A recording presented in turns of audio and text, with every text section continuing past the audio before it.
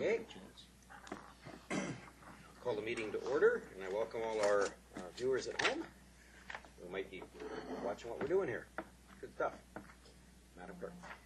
The first item is the report of General Manager, Engineering and Public Works regarding Northeast Road status update, and we do have introductory comments by our General Manager of Engineering and Public Works. Thanks very much, Your Worship. This is an appropriate time to brief a council on both results of a first public open house concerning Northeast roads and what we heard there. That public open house occurred last month in May. There is another public open house scheduled for next week.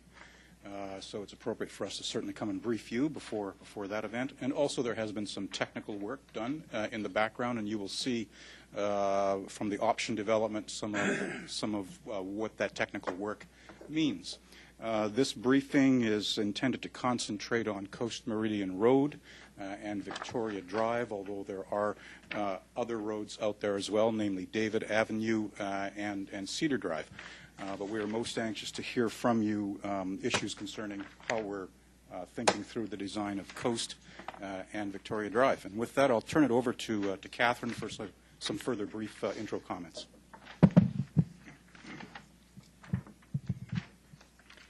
As outlined in the report, there are 3 stages to this initial work that we're doing for Victoria and Coast Meridian. Stage 1 works are now completed, and they involved technical work to identify some of the natural elements that are along each corridor, some of the constraints that we will experience with respect to utilities, as well as looking at what the growth implications are in these areas of Northeast. We've also gone out to the public to conduct some consultation to really seek input from the community on what are some of the issues that they're currently experiencing and some elements that they would like us to consider through the design. In addition, we also took an opportunity to hear from the residents that live in the Upper Hyde Creek area regarding some of the issues that they have associated with how they access the arterial roads from the local road network in that neighborhood. We are presenting before you now the summary of public input that we did receive for these 3 roads, as well as some of the, as said, natural elements, technical work that's been done to date, and have presented cross-section options for consideration, all of which will be taken out to the community next week for them to review. And we also provide what we call evaluation criteria when we're looking at the options. We want to give the public an opportunity to comment on the criteria and see if we've missed anything from their perspective. So over to you, Your Worship. Thank you. Okay. Anybody? Anybody what? Anybody have any comments, thoughts, feedback? Oh, all kinds of them. They threw it to us. So, They threw it to us. Okay. Questions? so we'll start with Craig. Criticisms? Well, my main thing is I'm concerned about Coast Meridian. I'll go next. I think that Coast Meridian needs to be widened right to the top. I think that we're going to see more and more traffic up there. I think it's important that we make sure that Coast Meridian flows. I think that as we build the tourist destination up there, which will be the Pinecombe Burke, that we're going to see more and more traffic at the upper parts of Coast Meridian. I just think it has to be widened all the way up. I also think that we need to discuss more about Oxford Street, that Oxford needs to connect. I think we have to get that discussion going. But I also believe that by making sure that Coast Meridian is 4 lanes, that it will still encourage the bulk of the people up the upper area there to use Coast Meridian rather than to use Oxford. Oxford would be a collector road, which is 1 level down from Coast Meridian, which is arterial, and we know that the best way to keep traffic on arterial roads is to make sure that they flow. And we also know that many of the arterial roads in Coquitlam weren't built properly years ago, and now we're paying the price right now. And so we have a chance to make sure that Coast Meridian functions as a proper arterial road for the next, generation, and not just something in 20 years that we're going to see traffic on Sobol and other areas. So I really believe that Coast Meridian needs to be 4 lanes. Victoria, I'm not so sure about. I'm not so sure about Victoria. I know that there's a move afoot to only have it for 3 lanes. If we do, I think it's really important that Victoria, the border, or the center line on Victoria, that it moves over a bit because it's really tight for traffic coming, because on the Port Coquitlam side of Victoria, the cars are parked there, and you have to go right over the yellow line to get over and you're into oncoming traffic. Whether we think we're going to have the traffic volumes out there to warrant 4 lanes, I don't know, but I do want to see at least Victoria widened enough that we get proper passage past on the Port Coquitlam side, and finish off so that we get curbs and sidewalks, because that's along beside a park, and I think we need to finish that off. And I also have a concern on Marguerite, which is the street that runs parallel to Coast Meridian. That road up here, where am I? Over there. Over there. Yeah, so this road here is a parallel road to Coast Meridian. And we talked about opening it up down here.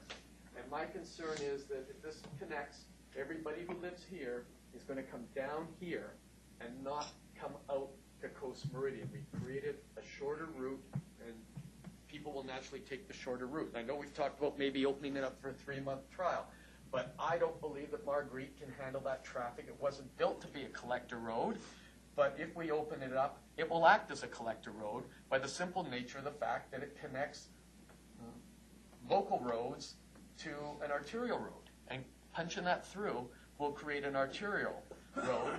And I think that we should have built it as a collector road when we built it. It's only 3 years old, and we're looking at changing the function. We may not change the designation from a local road to a collector road, but we will certainly change the functionality of that road to a collector road if we open that up. And I mean, I don't know if we do that, what that will do to the intersection down at David and Glenbrook.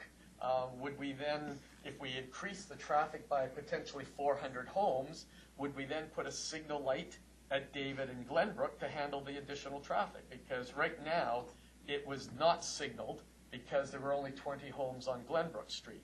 But if we open that intersection up to all the traffic above via Marguerite, we're going to overload that intersection. And I don't know if that was our intent, to create a collector road there. So I'd like to just hear from staff their reasoning for wanting to turn Marguerite into a collector.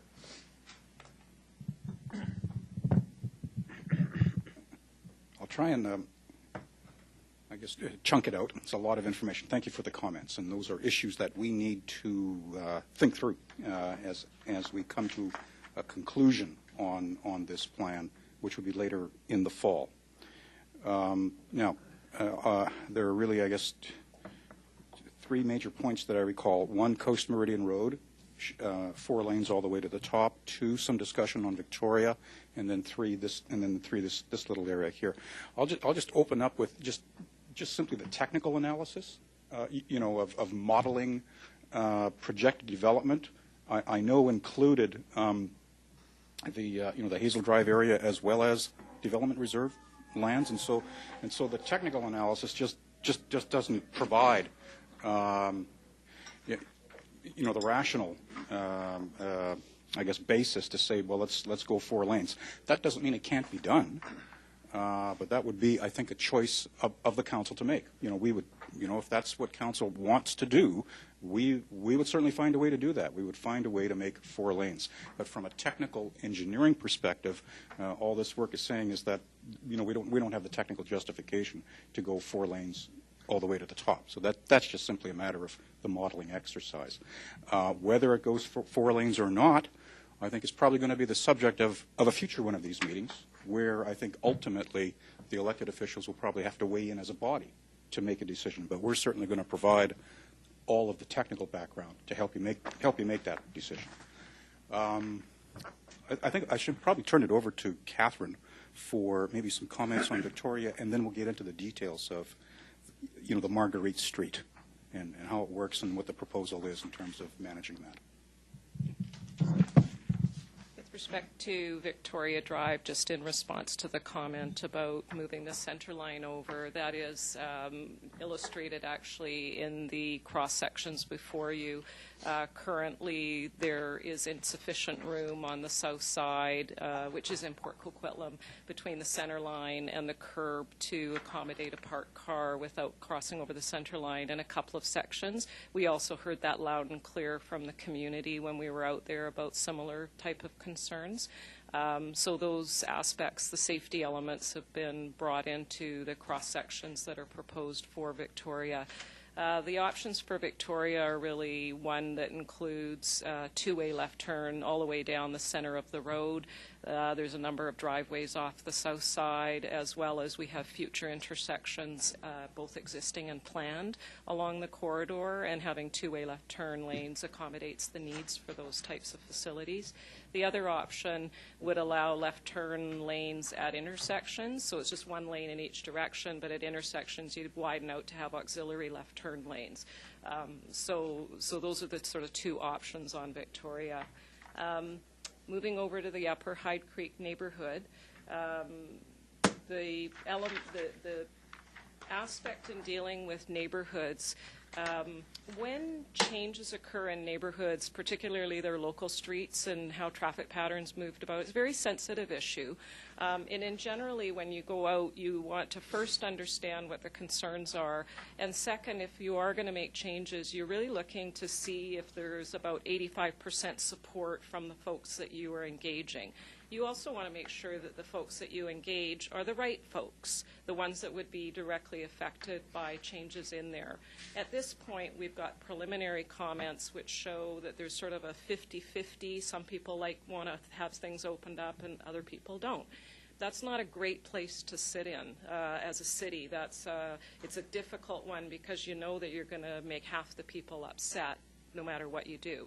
So the reason the strategy is in this at this time is to allow the construction of Coast Meridian to actually occur. Right now it's very narrow in a lot of parts. It's actually difficult for people to turn in and out of Coast Meridian. It's so narrow, and with ongoing construction and trucks and all sorts of things going on that corridor, it's not a finished street is how I would describe it. So the approach that's in this report suggests that during construction, we kind of leave well enough alone. You leave the gate closed on Marguerite. But once Coast Meridian is finished and is open and is a complete street, then as a pilot project, we would open it up for 3 to 6 months and really see, is it going to act as a local road or is it going to act as a collector, which Councillor Hodge had said it might.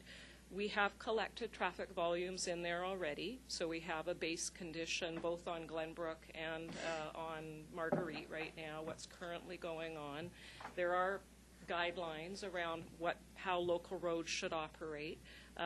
When we do the pilot, we will also collect more information and data, and then we would be able to have an evidence-based response on the technical side to see, are we really dealing with a problem, or is it a perceived problem? And that's the part right now that we're not wanting to go too much further down at this stage until Coast Meridian's done. So am I correct, though, that best practice is we don't have local roads connect to arterial roads? Is that a correct assumption? I believe that from my days on traffic calming, that best practice is that local roads should not connect to an arterial road. The history of street building has taken a turn over time. If we look at Millardville and we look at Blue Mountain Street in the section south of Austin, and throughout Millardville, you'll actually see, even along Burnett Avenue, you'll actually see local roads and lanes, and they intersect with the arterials. That's what we call a neo-traditional or a new urbanistic type of design. And then over time, we have the Westwood Plateau, which we described as loops and lollipops, and that is where you get into arterials, collectors. Collectors only connect to arterials. Local streets connect to collectors. And so if you envision the Westwood Plateau Street and you have Plateau Boulevard, you'll have cul-de-sacs coming off. Those are the lollipops. So the loops and lollipop type of design was really one that came with the auto age. And so now we're back to neo-traditional. Upper Hyde is one of the first neighborhoods in that area that was put in with a neo-traditional type of new urbanistic concept. And so it does allow for these types of streets. It can make it more challenging, but it does, so we're kind of going back to what we're seeing in Malarkey. But I would argue that the terrain of Burke Mountain is much more closer to the terrain of Westwood Plateau than it is to Surrey or East Vancouver or even the old part of Coquitlam, where we could put all the roads going through up and down and east and west. The challenge that we have on Burke Mountain is that a grid pattern works here, but as soon as you get to here, these roads don't continue. And everybody wants to come down here to Coquitlam Center. If these roads continued, it would work. But what happens is they all funnel to here because this is the only part of your grid system. That's where the grid system breaks down, is that everybody has to come to here. So the roads closest to here start to gather more traffic, which is right where Marguerite is. And I agree with you that there is a potential. I just wanted to comment one more item that you had mentioned was around Oxford. And just to confirm, Oxford was identified. It is in the strategic plan as a collector road, and it is intended to serve the Upper Hazel area and any of the development reserve lands in the future. So it is a road that we would see as a necessary one. It would be built through development because it's a collector status. But it would be built to collector standards. Yes. Marguerite is only 3 years old. So my question would be, why wasn't it built to collector standards if we wanted to act as a collector? We didn't want it to act as a collector. The plan calls for it to be a local street, and so the intent for Marguerite is built actually to quite a narrow local standard. Marguerite is currently 8 meters curb to curb, whereas Glenbrook and the other street is 8.5 meters. We need a 3-month trial to figure that out? That's the suggestion before council, and also for the community. We anticipate going out to the public to also see what their thoughts were about this proposed strategy at the next open house. My suggestion is that everybody who lives up here that wants to go here is going to want to come through here. And everybody who lives in here is not going to want the people up there cutting through. That would be my suggestion without a 3-month study. No, and of course, anyone who lives in that area would have a real vested interest in that condition and may even want to absent himself from the road. If I lived on Marguerite. No, well, actually, I think Marguerite isn't built to even a local road standard in one section because the local property owner isn't developing his property, so the fence is right up in the middle of the road. Yeah. Don't know who that is. Yeah, I think Marguerite is almost like Montgomery.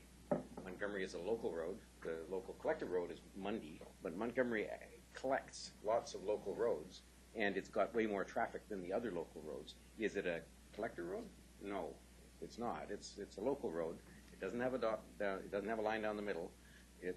Our local, you tell a collector because it's got a. But you could also add to that list Chapman Avenue, Riverview Crescent, Baker Drive, and those were roads that were not designed to be collector roads, but through past design, or Riverview Crescent. Crescent is. It's got a yellow line. Is it a collector? Yeah. Okay. But there are roads within the community that are not designated collector, but because of how they connect, they act as a collector. I think that's the challenge. Is it designed to be a collector, or does it act as a collector? And that's the question about whether we open Marguerite at some point is probably going to be a separate council meeting. That will come back. Yeah. Those Okay. are my comments on Yep. Upper High Creek. Understood. Thank you. I've got May, Terry, Brent, me. Mine will be really quick. Back in 1993 or 96, couldn't be 96, I don't think I was here then. So it was back up to 93 is when we started looking up in this area. And I think that's when, and Jim had actually pulled something off for me to make sure that Oxford Street was going to connect. It was going to connect. Can you tell me where it's going to connect on this, the northernmost post? Actually, Willie can show you on this map. Yeah, please, because I don't have your big map that you have. The idea is that it would connect, I believe, on this. We don't, There's a- I There's have a this road, map. well, gonna this look up one that. that's shown on the illustration, there's a collector road that's just shown off to the edge of Hazel. Can you use the sneaker so- pointer there and point it? just- So it's I about meant the sneaker Harper then. one, The finger, but either one. Yeah, it would connect up through this space, and we do realize that there And is, will it connect up to Hazel is my question, that's the intent. Oh, that- and then come down. Okay, Where is that? so, No, can you explain that again? I'm sorry. I thought you were just talking about Oxford connecting. What are you talking, what are you showing Yes, there? Oxford, it would eventually connect up with the Hazel Drive area up But you in pointed this way end. off to the left. because that's Sort of- where Oxford It's off the will be. map. Oh, Oxford would go further left there. Oh, I see. Now, That is Oxford. The dotted line is Sorry, that is the dotted line, Well, sorry. I'm glad I there you asked go. the question This is then. Oxford Oh, right here. okay. She was And pointing I us wonder- in the distance, actually, on Stephen Clark's land. So Okay. we were- So that's the idea, is that Oxford would be brought up as a collector road. and Okay, it's in so, the strate- thank you, updated that's good. So 2 points I have to make then. As far as I'm concerned, there is no doubt that Coast Meridian has to be finished right up to the top, and it has to be 4 lanes. I mean, and for us to go in there and do 2 lanes now makes absolutely no sense whatsoever, because that's where we're going to be developing. And if the province ever has to put something in, I just think 4 lanes is the logical thing. I do, however, at this point in time, and I think we're timely now because we're just through Cardington, I really think we've got to be getting some signs out, maybe where the dotted line starts, that says that this road is soon to be coming, however you want to say it, because if we don't, we are going to be hit. There's a whole pile of people that don't think Oxford is going to go through, and they don't want it to go through, and it's always been on the map to go through. But I think we're going to save ourselves a whole bunch of work if we start just reminding them that the Oxford connector will be finished in the next 5 years or 10 years, or I don't care what. But I think if you don't do that, we're going to be just slitting our own throats. So I think if we just finish that now so that they know that the Oxford connector's coming, because Hazel Drive is next on the planning department. And that's going to be right up there where it's going to be. So we might as well just remind them that that road's going to go through, and Coast Meridian being a biggie. So those are my 2 comments. Victoria Drive, I agree with you. The only other thing Actually, between... before you get to your next item, I just want to, because there's 2 council members here who might not have been privy to this was about 5 years ago when that through road got blown up, didn't it? And when residents along Oxford were saying, no, wait a minute, when did that show up? That's right. There was a whole bunch of them on a peer report council, and had that Idea. screaming match. I guess they were quite incensed that we might want to put that through. So from my own perspective, I suspect we're not actually avoiding the problem. We're just moving it to this year rather than next year, when or whatever. But at least it gets it dealt with. But if we'd have put up signs along Guilford that said "Future SkyTrain," we would have. SkyTrain would now be going down Guilford instead. Right. Yeah. So that's my point. And even if, and I'm sorry I wasn't looking at this map, but even if we, when we've got to stop killing ourselves by not just sort of all of a sudden coming in and saying, okay, this is what's happening, vote within the next 2 weeks because we're doing it. We need to do some proper homework here. So I think starting to put a few signs up with a potential of where it's going to be, just a little map, isn't going to hurt us. We might get a few calls, but then we can say, let me refer you to page whatever on our website, and here's the actual thing that we did in 1993 or whatever it was. So people will know, and it's, we're just continuing on the plan. My thing on Marguerite and Glenbrook, I don't live up there. I have to agree that people's habits are whatever is shortest is best. I don't know. I mean, I remember going through this on Glenbrook Street. I remember that I thought at one time was going to be a through street. But then it didn't become a through street. So with Marguerite, I don't know. I don't know if people will use it or not use it. So your plan is to connect it right to Coast Meridian? To David? For 3 months. Actually, what's happening is that there's a subdivision that's going in right now on Palisades, just Yes, onto I the north of understand, yeah. David. as part of that subdivision, the streets themselves will all be finished. So Marguerite will be finished in that lotting, Palisades will be done and connected, and David. So there's a development that's actually finishing the streets. What we've suggested is that the gate that currently exists on the south end of Marguerite just remain in place. North end. It's actually the south end of Marguerite. Oh, Marguerite, I'm sorry. I thought you were talking Glenbrook. That the gate on Marguerite that currently exists there near the edge of this development remain, even though all the roads will be finished around it, and that stay in place until Coast Meridian is finished being constructed. Once Coast Meridian's finished, then we would open up the gate and do the trial. So when we do a trial like that, it's just best that one morning you just go in and do it and then see what happens. Just quietly do it, because if you start saying, oh, we're going to do this and all that, people will, everyone will rally around and rally up. But if it's sort of just a quiet thing, if it becomes a nuisance, we'll know right away, and you'll have you'll have your outcome. But so that's how I feel. I'm not one way or the other on that right now, because I don't know. But my big thing right now is making sure that we don't sit here and get 300 people in the council chamber saying, you lied to us, that road is never going through. So done. Just a brief word, Your Worship. Others are working on the signage plan regarding, what might be currently terminated roads and then more road to come. I would expect those signs to start to appear either late in the summer or early fall. We'll be putting signs up this year. Yeah, thank you. And have some fun with them. Want to go north before you go south? Yeah. Terry. Thanks. Just a discussion about Marguerite. I hadn't planned on talking about that. I only had some thoughts about Coast Meridian. But on Marguerite, I've only been on that street a few times, but as was indicated, it's fairly narrow. They're parking on both sides as well. Just one side. Even with parking on one side, it's a pretty tight squeeze for two cars going through. And actually, if Coast Meridian is built to, especially in that southern part, as 4 full lanes, well lit with big sidewalks and everything, it's going to be it's going to be a very attractive place to go instead of having to weave your way down. It's not built to be a thoroughfare. I don't know how Councillor Hodge thinks it's going to be very attractive for people to take. I guess we're trying to guess about people's behavior, but you have to go slow and weave your way through traffic, oncoming traffic and parked cars. It'd be really hard to go fast down there or up there, my way of thinking. So I'm not as concerned about seeing what happens with a 3-month project. And the 3-month opening of Glenbrook at the top of Glenbrook makes a lot of sense for when the construction on Coast Meridian is happening. You're going to need to have some sort of pressure valve release, so that totally makes sense. Nobody's complaining about that. I think that makes sense.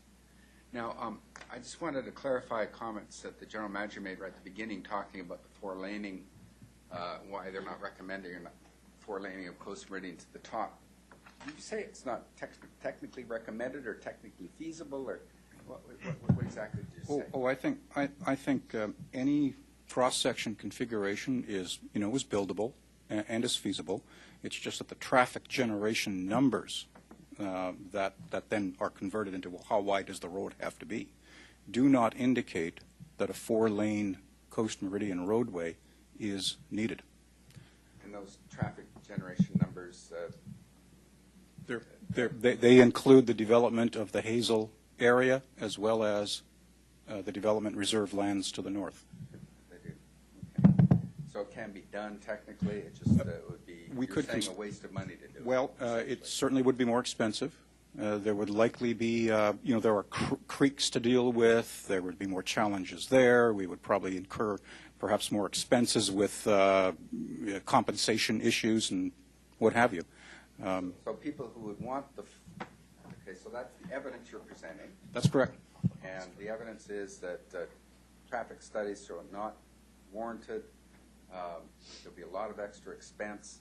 So we could possibly see then, if your evidence is correct, that if we do go ahead and build 4 lanes right to Harper Road, then It's going to be very underutilized, is what you're saying, and therefore kind of a waste of taxpayers' money. Well, I won't put a value judgment on the waste of taxpayers' money, but I would say it's it would be underutilized from a technical perspective, and it would cost quite a bit more money. I've got no evidence to suggest otherwise. You guys are the experts. Okay, thanks. Thank you, Brent. Well, picking up on Coastal Meridian, at the road itself, you're talking from basically Millard down as being 4 lanes, if I read the Galloway. Well, to me, I understand that from Princeton down, because Princeton's going to be a collector road. Once we get the village core coming across, it's going to be one of the, I think, other than David Avenue, another main corridor flowing traffic through and down. I do agree past that point of 2 lanes, and because of the volumes that you state in your report. But secondly, that the biggest issue in Coastal Meridian coming down to David is speed today. My concern about having excess lanes above Princeton and underutilized would increase speed coming down there. Well, I may say Galloway you may want to start with. What I would also recommend then that in your design you have the ability to go 4 lanes. We signed that from Galloway to Princeton, to me, would be potentially in the future necessary to be 4 lanes. Above Princeton, I agree with your analysis and everything else that it should stay 2 lanes. I think if it stays 2 lanes, it protects the speed issues on Coastal Meridian coming down. That's one of the biggest complaints you'll get from people living north of David is speeding, and how we functionally design with curb bulges or anything at intersection to create some slowing downs in that area. But my worry is if we build excess capacity, that we are going to just increase the speeds on it. So that's my one concern on that one. So those are the Marguerite and Glenbrook issue, just since it was brought up. One of my pushes when I brought Mayor Stewart up there about some of the issues, and that I pushed for the standards going from 8 to 8.5 on our road standards, is that the thought in that new urban, I hate new urban, I think there's a lot of wrongs with it on a mountainside. It's more on a flat plain, but not on a mountainside. When I look at Marguerite and the thought that went through that, just doesn't work. I go up into that area quite a bit and drive through there, and it's difficult having cars travel with the one parked on the side. Unfortunately, you have a lot of people who illegally park on the other side. When that happens, it's even more difficult in that area. So it is a big issue. Glenbrook isn't designed for those standards either. So that's why I think you look up for either now or in the future up to Princeton would help the traffic flows for those people up there coming down, widening out into that area. So those are what I see as the issues on Coast Meridian, how it should function. Victoria Drive, once again, the center line has to work more to the Coquitlam side to better safety size. But what I don't like, and I wouldn't recommend, is your concept here of having a center left turn lane. Because once again it invites speeding and passing and dangerous driving habits. I would rather have the wider pathway that you're showing there and turning lanes where you see there may be a need for a turning lane. But that center lane there, I wouldn't have that at all in the plans, just because there, once again, Victoria Drive, there's a tremendous amount of speeding there. We have a tremendous amount of people ignoring, especially going westbound, the stop signs at Victoria and so on. You come, especially westbound, come screaming down there. So that would just add to the problem.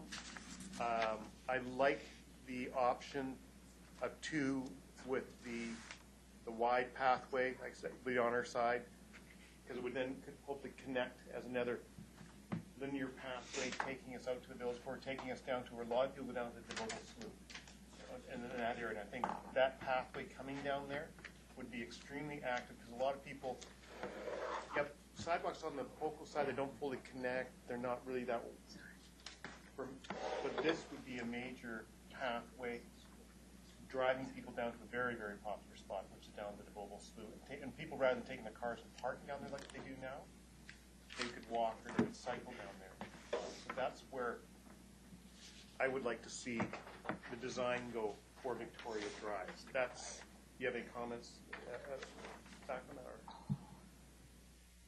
Typically what we do at this stage where we have options, and council has raised an option, and if they direct us to do such as what Councillor Asmundson suggested, then we would take 3 options. What the process is that you go through an evaluation process, and you come back to council. We would come back to council reporting out on the findings of the evaluation process, and that includes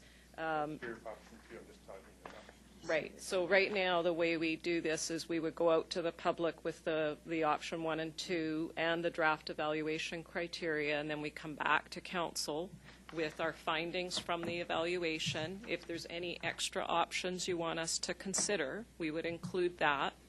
And so council will have an opportunity to see what the implications are on each of the options. And the evaluation criteria that's in the report looks at how well would it handle traffic and travel, operational, all of the transportation. It also includes property, environmental implications, and costs. And so it would give council more information at the next go-around to assess each of the options and what the implications of each of the options are. So that's really where we're at in the process. We're early in the process, which is good. So I hear you on what you're supporting, and we would go through an evaluation so that it would document all of that. And my other issue, when I look at I forgot to bring this up in Coastal Breeding. I like the idea of a planted boulevard down there, because I think it creates a bit of calming, it creates a better look to the road rather than concrete median. I think it does some good work for calming traffic in there. So once again, I like the pathways. We have the pathway going into along David, to have one in Victoria, to have one going up Coast Marine, a wider pathway, gives those pedestrian linkages in that area. And I think Craig can say, I know in my area, I touch my streets, put a little bridge in at the end of my street to connect across. It's a dead end. There was a water course. The amount of people walking on my street now, because that's opened up, people walking to the area is tremendous. So I like it. Those things I think these wider pathways are really important for that connectivity and people's use. So thank you. Okay, that was me. While we're dealing primarily with Coast Meridian at this point, I get concerned when I get up to Harper because of the level of snow. There's going to be a couple of months of the year when we're in the same category of snow as Lower Plateau or Lower.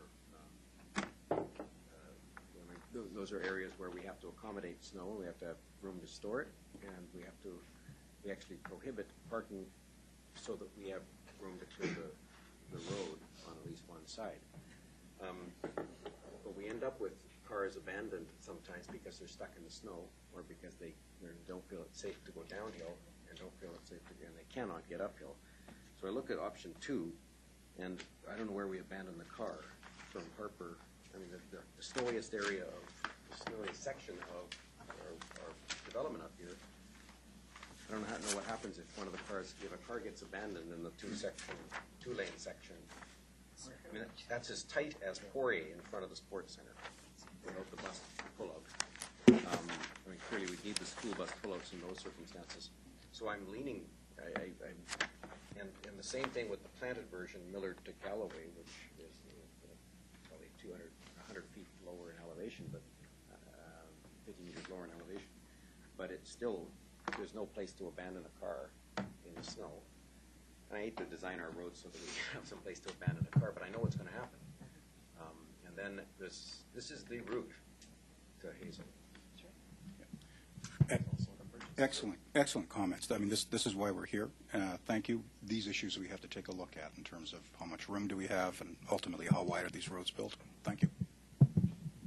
So in that regard, there's probably ways to make portions of option 2 work as long as we didn't plant or didn't put something that's, if you did the painted thing, which is option 1, it's a painted median, and then it still allows room for the left turn bays, and it would allow people to swing around an abandoned car. Yeah, well, I recognize that. So that was my challenge there, and I had some with the version of Victoria Drive that guy's staff's recommendation is that we don't allow parking on Victoria Drive on our side. And, there's people parked there now, and we haven't developed it yet. One of the aspects with the Victoria Drive one is because parking does exist on the south side of the road where it's safe to do so, where it's feasible to do so, we would recommend that that continue. But we are strongly advising or discussing with the City of Port Coquitlam that there would be no restrictions on that. It's very important to us that the parking that's on the street is parking for the street, not personal parking for resident only. So we are in discussions with the City of Port Coquitlam staff around that and feel that we have support in that regard. Now, that's an intermunicipal road, I assume. Yes. Subject to cooperation between the two communities, just as happens with Other Bettyville. people are going to be screaming. Okay, I'm going to stop there. I may have some other questions, but I'll let some other people do it. Neil? Thanks. Just one question. I continue to be concerned about transit. I'm curious about whether 4-laning Coast Meridian all the way would make a difference to transit's willingness to serve. Good question. Perception. I mean, perception primarily. Well, I don't know. Well, it's Is it convenient. easier to run buses up a 4-lane road? Particularly when you talk about the weather challenges. Well, the road is There inclined, are so maybe they'd be all the inclined. usual TransLink challenges of not having any money, and not having much will to serve us. Terry had set the bar quite low. Just I in, said the road is inclined, so maybe TransLink would be inclined.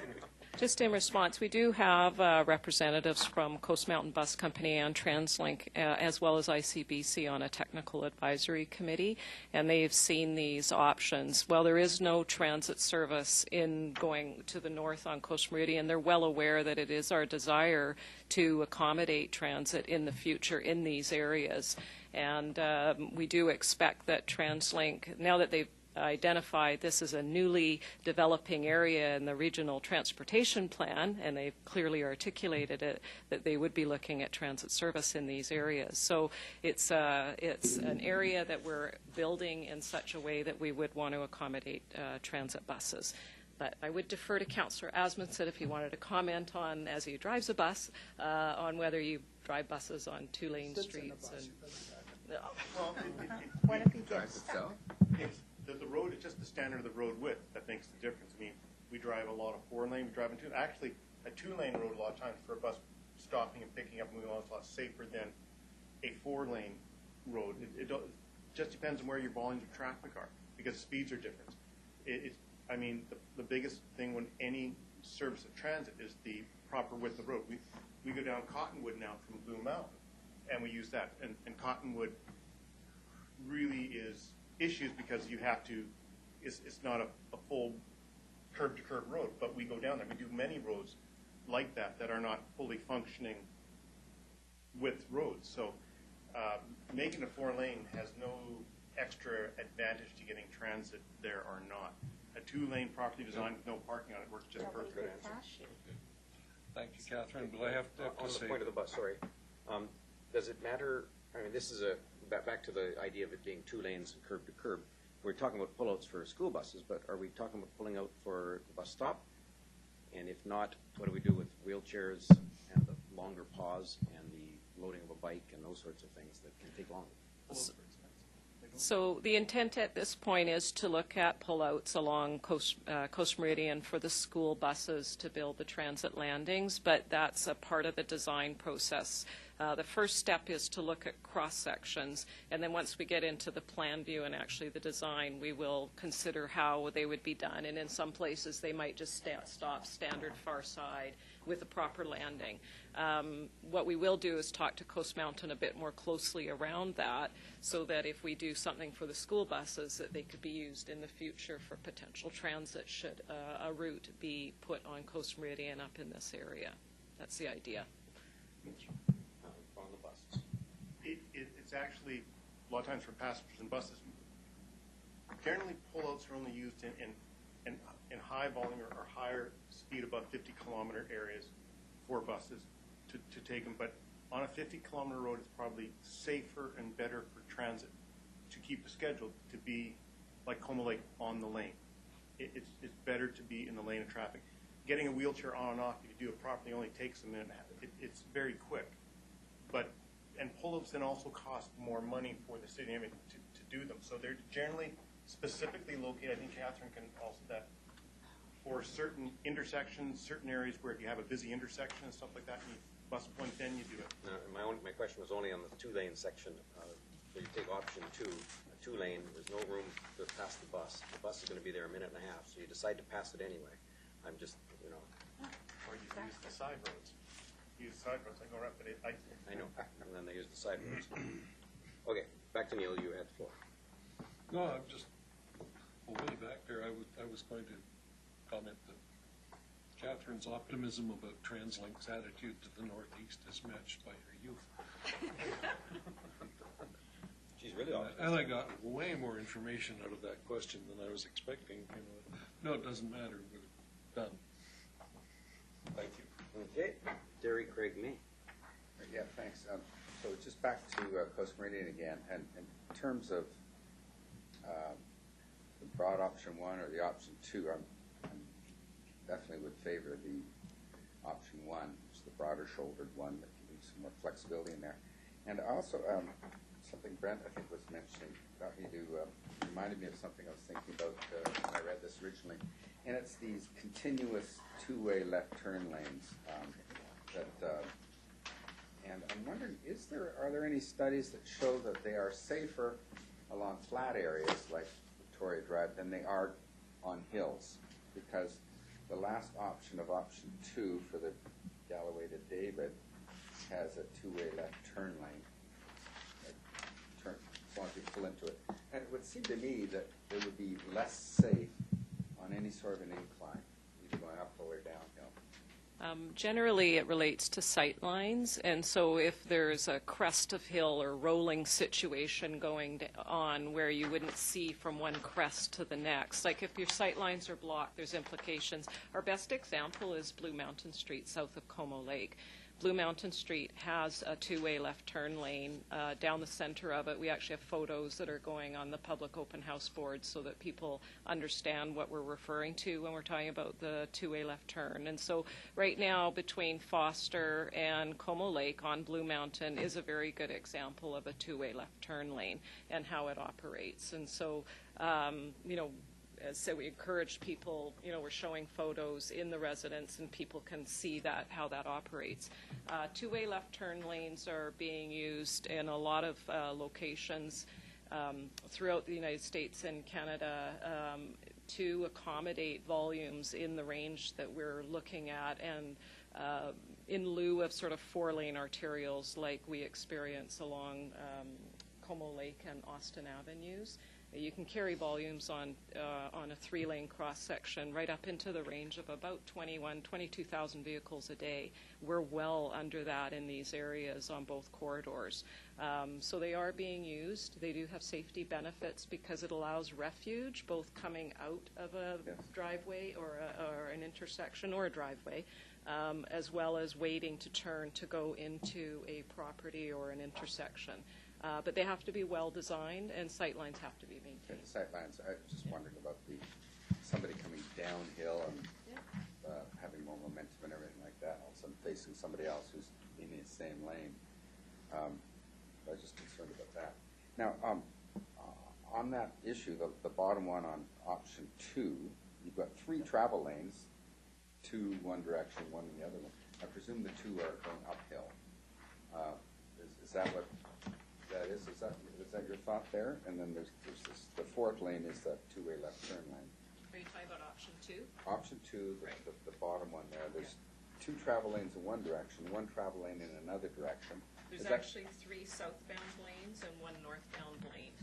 So what it is in this one is you Oh. have 2 through southbound, so 2 through, and the curb one you could turn right or you could go through.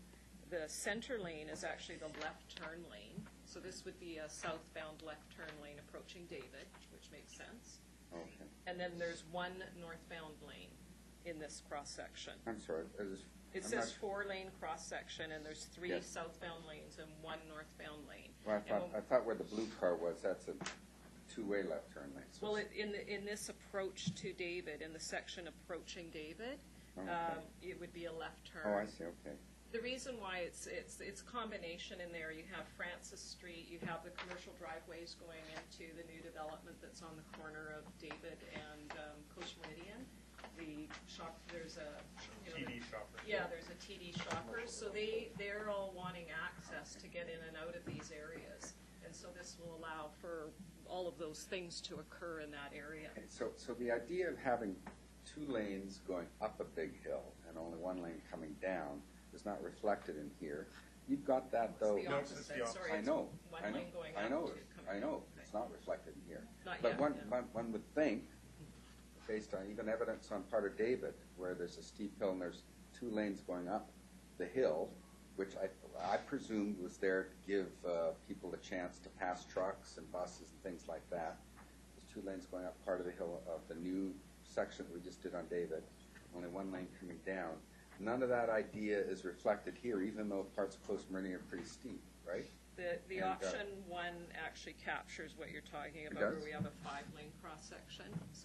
So option 1 So there's actually. 2 up and 2 down. Yes. I'm just saying, if you wanted to Yeah. be more efficient further up the hill, to take into concern several councillors' concerns about not enough lanes, certainly up Queenston, Princeton, something like that, or even maybe to Princeton, would you ever consider, would it ever be feasible to have 2 lanes going up the hill and 1 coming down, because things slow down and people will end up being stuck behind a slow-moving truck, bus, or something like that, and that's what causes frustration. And as part of that answer, tell me why we did it on David. Okay. We could do that in this area, but when we looked at the volumes in this area are different than what we're doing, what we have on David. David runs east-west through the area from Pine Tree Way to Port Moody border. So the volumes and the patterns of the volumes are different than they are on a north-south route.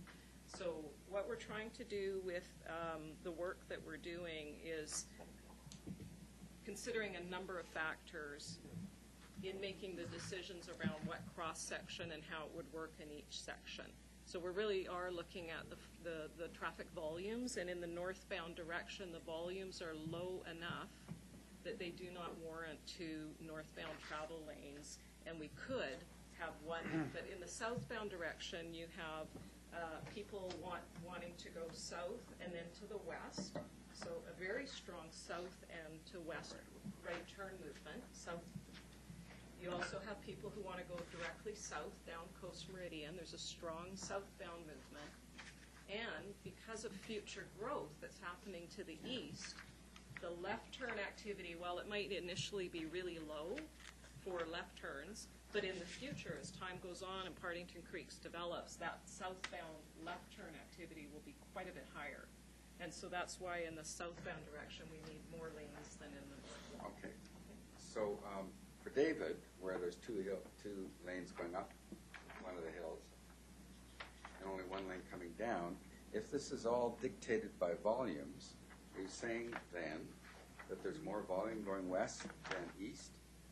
On David Avenue, there was initially a desire to have 4 travel lanes, 2 in each direction through that corridor, and with the environmental aspects in there, we had to go to 3. When we looked at the volumes, with the grade of the hill on David in that area and the way the volume patterns are, yeah, the volumes going westbound and going up into into that area was enough to warrant the 4 lanes in the afternoon. The 2 lanes. The 2 lanes. Two sorry, lanes, going yeah. So westbound. that's volume plus grade led to that decision. And the volume plus grade northbound on Coast Meridian won't. Let me explain a little bit better. So going westbound, what we did, but going eastbound, when we looked in the morning, right, in the heavy movements are in the morning kind of in that area. For your eastbound traffic, the amount of through traffic, the heavy movement on David would be eastbound to southbound. People are trying to come south, right? The through traffic, the eastbound through along David is quite low. There isn't a big demand to keep going east along David. So 1 lane approaching on the downhill side was enough to accommodate the needs. And we've been successful. We're not getting complaints and issues, like we've nailed it on that area. So it's similar to these areas. You have to really look at where are the movements, what's the desire lines, what are you trying to do accommodate for people. And the intent is to not overbuild our roads, but we are comfortable that the traffic forecasts that we used, we actually called them conservative. From our perspective, they're very conservative because we've assumed all of the growth in the northeast, all of the growth that could happen in Hazel Drive, all of the growth in the development reserve lands. We had to make assumptions around that, and they're all in the tools that we're using to develop these forecast traffic volumes. So there's very good points about snow clearing and some of those, the operational pieces and the bus stops, but from the context of volumes, we're quite comfortable with what we're anticipating will be quite reasonable operations in here with what we could see over the built-out time. Thank you. Okay. Craig? Well, as somebody who lives up in that area and somebody who chaired the traffic calming committee for years and who's lived in the city for almost 50 years, who've seen what plans look good 50 years ago, and I mean, nobody's crystal ball is perfect. So, I mean, you know, but what we do know is it's very difficult to go in and fix mistakes later. And if we don't get it right, then it's very difficult. So we want to make sure we get it right. My real concern on Coast Meridian is, and I understand the traffic, you know, estimates and everything, and why it may not today need to go to 4 lanes. But I absolutely believe we need to get the 4 lanes up as far as Princeton. That's the nearest collector road. And if our arterial roads don't at least connect to our collector roads, we are going to see traffic in neighborhoods over here. And this was the biggest thing that I learned doing traffic calming was if your arterial roads don't flow, your traffic starts to spill into your neighborhoods to go around bottlenecks. And those bottlenecks could be a right-hand turn lane that's needed, or it could be that the bus always stops and backs up the traffic for a minute, and people perceive that as being an impediment, and then they look for a route to go around. And so I believe we have to at least hit the nearest collector road being 4 lanes. Up above Princeton, I still believe that 4 lanes is needed. If we go down to 2 curb to curb and without bus pullouts, then every time a bus is going up that hill and people are getting on and off, it may only be 30 seconds, but to the person that's sitting behind looking to pass, pretty soon they're going to start using Soball and side streets. So I think we have to make sure that Coast Meridian flows properly. The other thing is that eventually we're going to connect Oxford. And the best way to keep Oxford acting as a collector and not an arterial road is to make sure that the arterial road acts properly. Because, as I said earlier, the best way to keep traffic off of our side roads is to make sure that our arterial roads function properly. And little backups like a bus that has to stop because there's no pullout. If it's 4 lanes, people can go around the bus. But if it's only 2 lanes curb to curb and there's no pullout, everybody is going to be mad sitting behind that. They're going to take chances trying to go around. That's not safe. Or they're going to start to say, well, if I'm coming from here down to here, I'll just stay on Soball because that travels. And I don't want to see traffic using Soball as an arterial road any more than I want to see Marguerite being used as a collector road. And the way to get that right is to make sure that Coast Meridian flows properly. On Victoria, I really think we have to allow for parking on the Coquitlam side. You know, we hear we hear now about people complaining that their neighbors park in front of their house.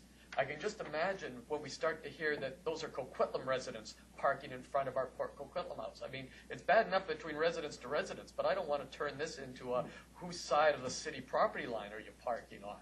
So I think if we don't have enough parking on the north side of Victoria, we can't rely on parking being provided on the south side.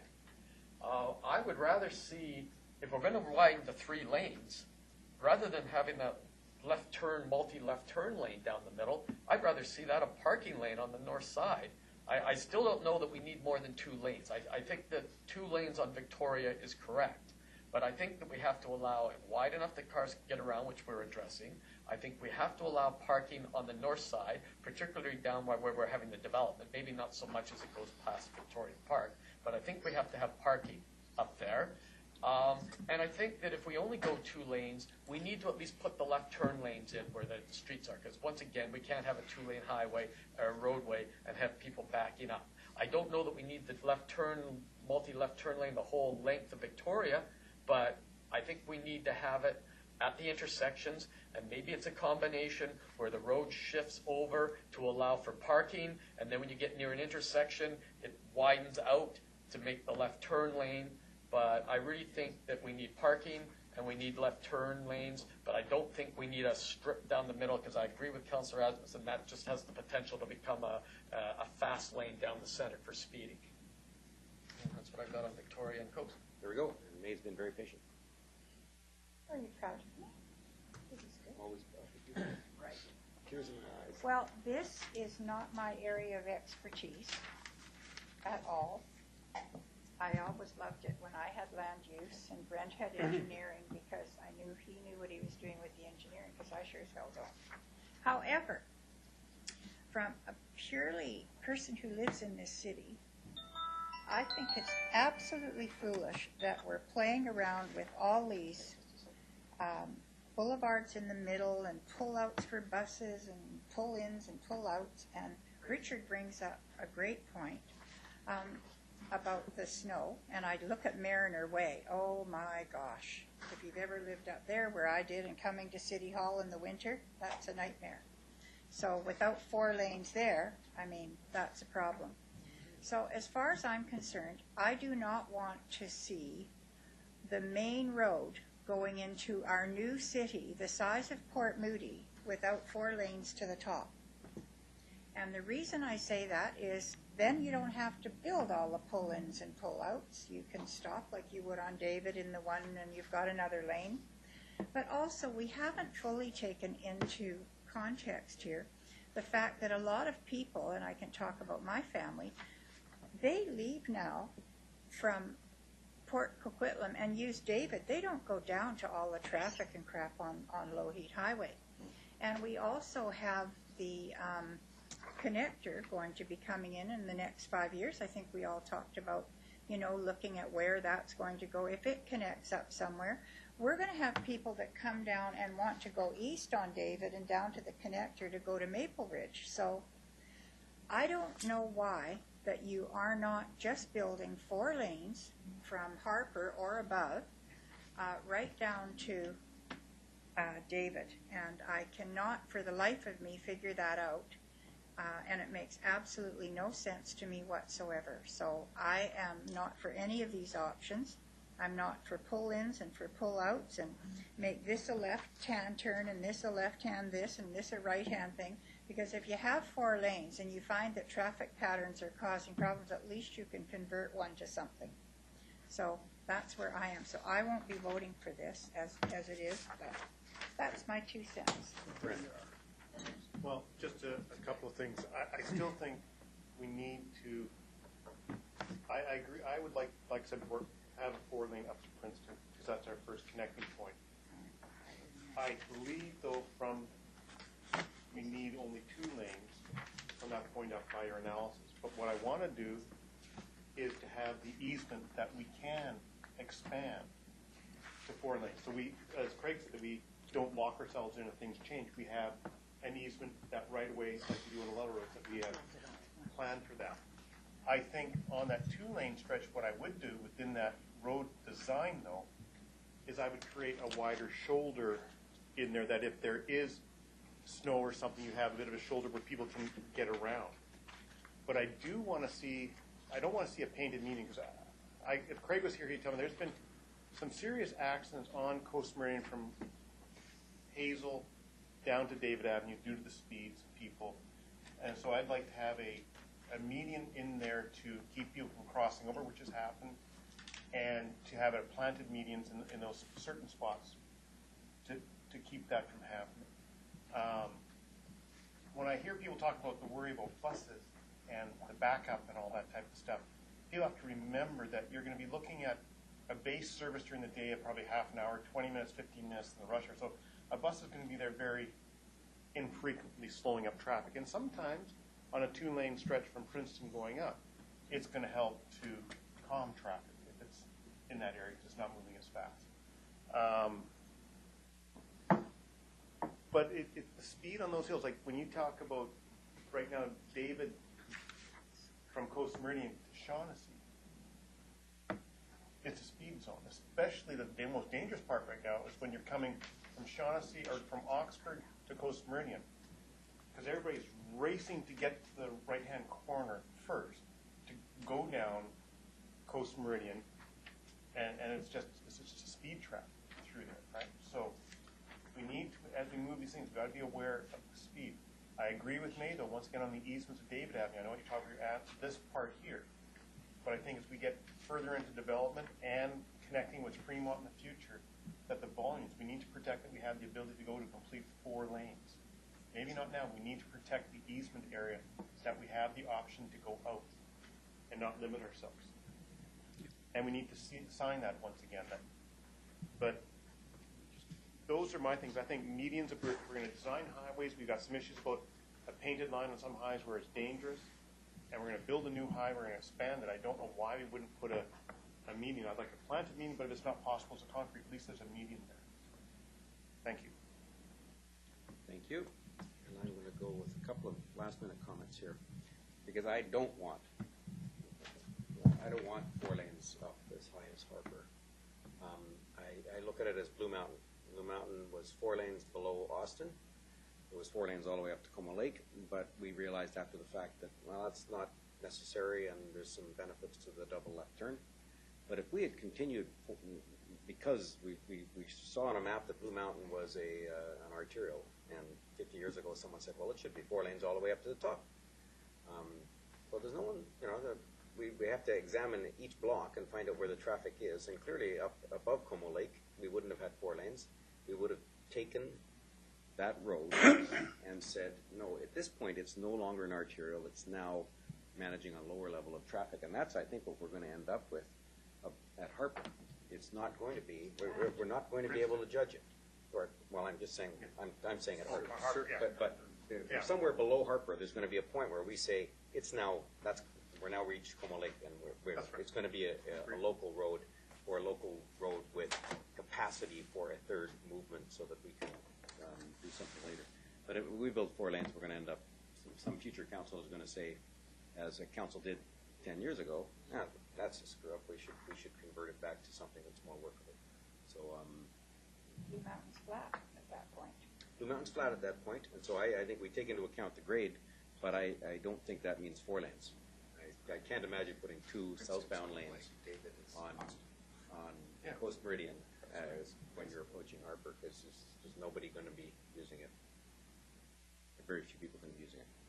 That's my thought. Skateboards for the bears. My goodness.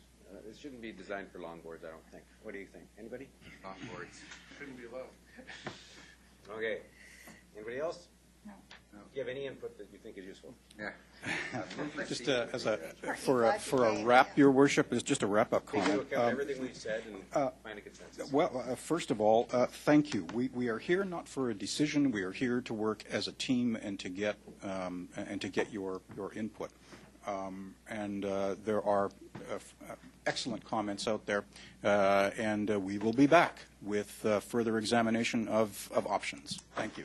And I already moved receipt. Neil seconded it. Oh, second already? Okay. Okay, we got receipt moved and second. Any further discussion? Saying none, all in favor? Opposed? Move adjournment? Carried unanimously. Great day, you guys. Great day. Good discussion on both items. Outstanding.